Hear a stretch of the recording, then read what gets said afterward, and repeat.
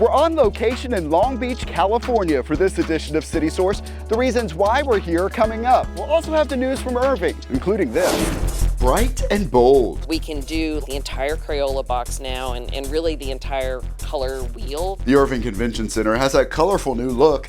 See how these new lights can be customized for clients. Sparking interest. I didn't think I would ever see myself be a welder or wanting to weld, but honestly, I ended up being good at it. A new trade school just opened in Irving, and for some students, the sky's the limit. Plus, changes coming to solid waste services, the Hispanic Chamber Silver Celebration, and a preview of a special event called Glow.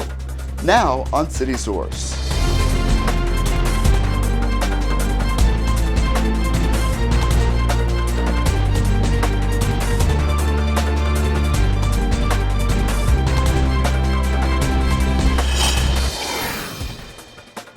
Hello and welcome to City Source. I'm Thomas Gandy in beautiful Long Beach, California. A couple of us from the ICTN team are here for the annual conference of NATOA, the National Association of Telecommunications Officers and Advisors. So a lot of talk here about how cities use video, and we'll have a little more about this event at the end of today's show. But let's begin with big news of expansion at DFW Airport as air travel surges. New animation provides our first look at plans for a brand new Terminal F. The first phase will feature 15 gates. Original plans for Terminal F got sidelined by the pandemic, but now it's moving forward as DFW sets records for passenger traffic.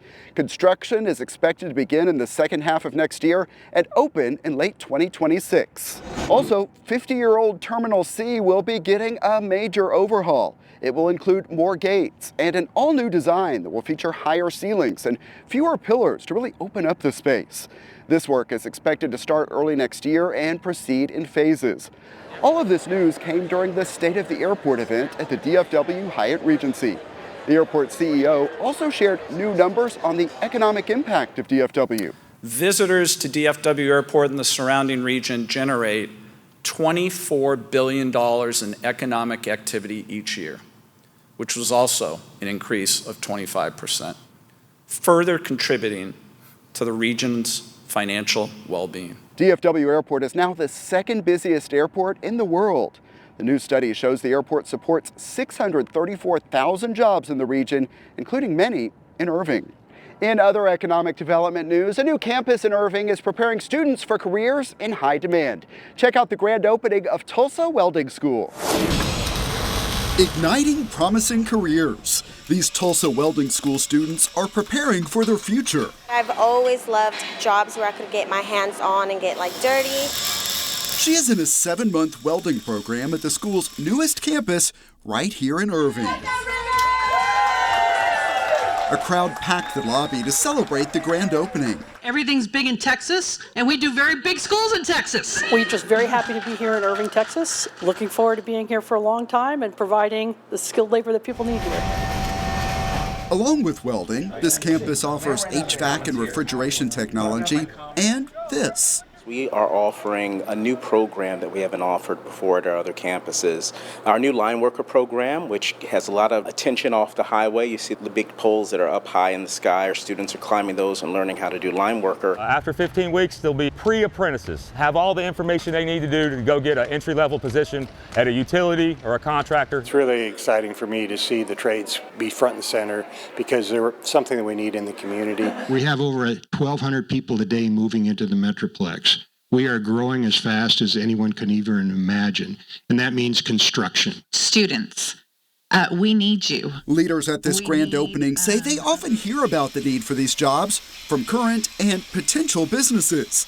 A look around Irving makes the need apparent. And we literally have employers. We've had employers come to us, especially in Dallas, where they said, we can't take as many jobs because we don't have the talent. We need you to provide the talent. They're actually saying to you, hey, we need welders. We need welders. We have to make sure that we're competitively positioned when new project opportunities are considering to come home to Irving. We need to make sure we're able to provide that skilled workforce.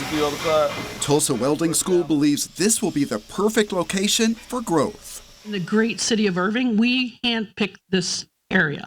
right? We wanted to be here. It's important for us to continue to have the education for our residents. I saw everything that kind of made me feel comfortable. Siksihani Arvisu enrolled during her first visit to the campus, and she is looking forward to getting to work. I didn't think I would ever see myself be a welder or wanting to weld, but honestly, I ended up being good at it. She is among a lot of people whose interest was sparked, and now they're on their way to reaching new career heights at the new Irving campus of Tulsa Welding School. See more grand openings and ribbon cuttings on our business and economic development playlist at youtube.com/the City of Irving. The location where I'm standing right now is not far from the Long Beach Convention Center. The business of hosting conventions is a competitive one because they generate so much economic activity. The Irving Convention Center has some new flair that is helping it stand out in a most colorful way. The building itself is so dramatic and so gorgeous at night regardless, but now you've just added a punch of color. We have a very bright, bold light lining the convention center.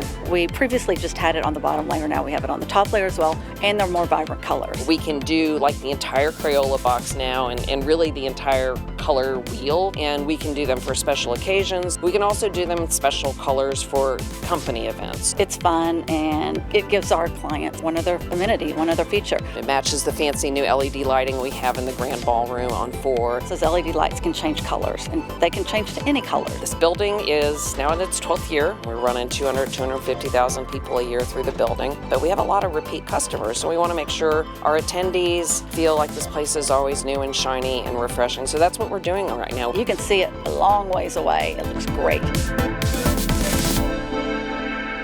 Yeah, and other recent improvements at the Irving Convention Center include new interior paint, new seating, updated kitchen equipment, front office improvements, and the Irving Convention and Visitors Bureau says all of this comes at a really important time. The timing is really good.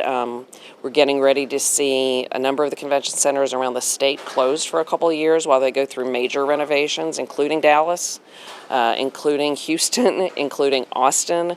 I think part of Fort Worth will be closed for a while, so while we're not the same size as any of those, it's certainly going to create some compression in the market over those years. And while we talk about colorful attractions, we definitely want to mention this. Glow is a 2-night waterside celebration on the Mandalay Canal. It marks the finale of the Las Colinas Association's 50th anniversary. You can see in this animation, it will feature a lot of light, music, water, and more. Glow is October 20th and 21st from 5 until 10 p.m. Admission is free. Paid parking is available at 220 East Las Colinas Boulevard. As the City of Irving moves forward with elevating aquatics and recreation, residents have a chance to weigh in on the future of Lee Park Pool. A public input meeting is set for Thursday, October 19th at 6 p.m. at the Lee Park Recreation Center. Attendees will have a chance to make suggestions on a concept that will be presented to City Council later this year. See more about all of the plans to elevate aquatics and recreation at cityofirving.org/playirving. As we've been reporting, the City of Irving will return to twice-weekly trash collection on December 4th. Right now, in advance of that change, the city is working to establish the updated routes and hire more staff. During the most recent neighborhood roundtable at Irving City Hall, leaders of neighborhood associations learned about the change and what's making it possible. Employee turnover had been approaching 50%, but Solid Waste Services Director Travis Schweitzer shared how much that has changed for the better. Here are the most recent figures. How about 12% for the department, approximately 6% in the collections division? Okay, that is testament to going to a 3-person crew, the wage increases, just making sure that we're loving our solid waste guys. Okay, this is outstanding, and I'm really happy to see this. This is allowing us to go to a twice-a-week model. Recycling, along with brush and bulky waste collection, will remain at once a week. Again, these changes take effect on December 4th. Read more at cityofirving.org/SWS. An Irving business on Main Street is showing off a new look, one made possible through city programs. We paid a visit to Glory House to see the updates. Among friends and food, people are inside Glory House on Irving's Main Street, celebrating what's new outside. We are celebrating the new facade that we have here at Glory House Catering and Bistro. We are actually thriving During this Chamber of Commerce mixer, attendees learned that the improvements are the result of participation in the City of Irving's downtown facade enhancement and sign enhancement programs. We are able to utilize that grant and do something fabulous. The largest amount she received comes from the city's facade enhancement program. It provides up to $25,000 reimbursement for property owners who restore or enhance the exteriors of their buildings in the downtown area.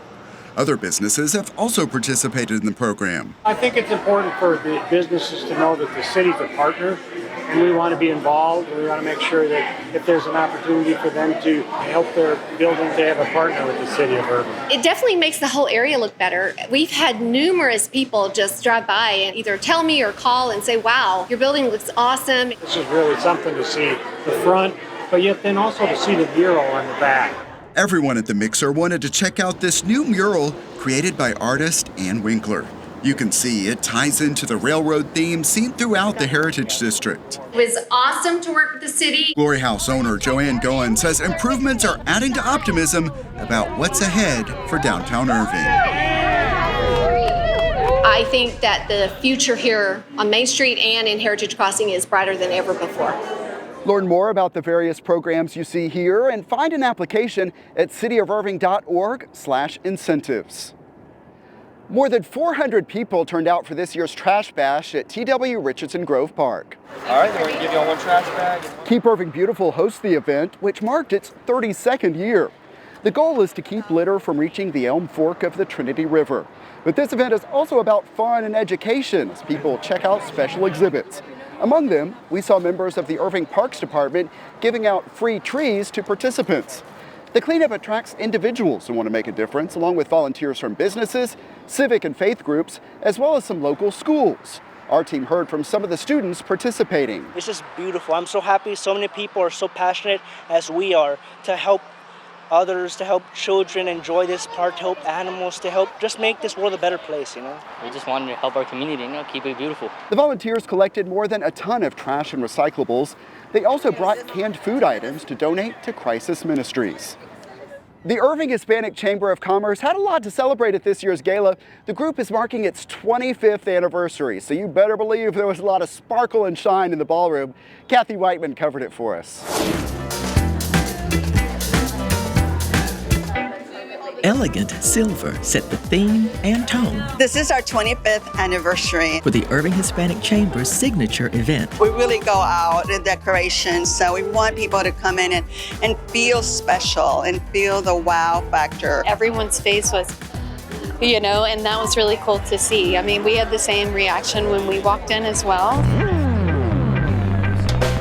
That wow factor definitely set the stage for a celebration of 25 years of accomplishments. And back then it was all volunteer. We had 0 staff. Got to give it up for Renee Castilla. Renee is the first one who took a proposal to the City of Irving. We got a contract with the City of Irving. We were actually able to hire a staff and start growing. The gala has its roots in an event held in 2013. When I came here 10 years ago, it was a luncheon. I was honored as Entrepreneur of the Year, so I clearly remember when it was a luncheon. It was a good event. We had fun, but Mary Ann really has not only taken it to the next level as far as the size of the event, the quality of the event. Just to see where this organization has come in such a short time, it's incredible. Former WFAA anchor Gloria Campos returned to Irving to MC the 25th anniversary gala. Living and working in this amazing community for more than 30 years taught me a lot. I'm in 2000, now they get 3 years. Along with an auction to raise funds for scholarships, the event also honored members whose contributions make a positive impact on the community. New this year, the Legacy Award recognized 2 of the Chamber's longest tenured members. Don Herring of Don Herring Mitsubishi, and David Shoemaker of Toyota of Irving. What's a great honor? I mean, Irving has a big Latino market, so we're trying to help the community. I really am honored. I was very surprised. I was very humbled. The surprise appearance of a mariachi band signaled the end of the gala and the start of casino night, with a whiskey tasting and cigars, wrapping up the successful event on a high note. Kathy Whiteman for City Source. Fall always means fun events in Irving. Here's a look at what's ahead. The city will once again transform Trinity View Park into Erie Irving Park on Saturday, October 21st. You can see some of the spooky sights we have captured at this event. It always attracts a big turnout.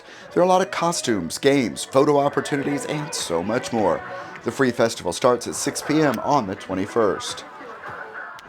The Animal Connection experience is open weekends in October with a pumpkin patch, hay maze, pig races, spooky barn, and more. General admission is $5. Irving residents with proof of residency get a $1 discount on that rate. The Animal Connection experience is open 10 until 5 on Saturdays and noon till 5 on Sundays. Again, those hours are for the month of October. Fritz Park is located at 312 East Vilbig Street.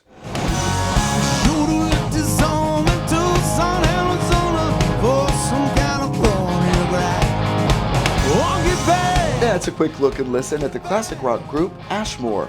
They kicked off this year's Music on Main concert series in Heritage Park, and there is more to come on Friday nights in October. October 20th is Rock and Roll with the Vinyl Stripes, and the series wraps up on October 27th with the group Squeezebox Bandits playing a Tejano and country mix.